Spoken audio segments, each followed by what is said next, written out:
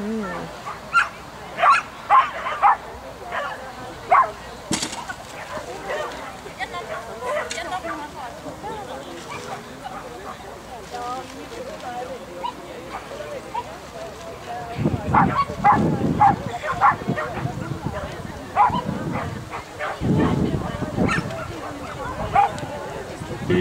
da briefingstiden over i ring 2.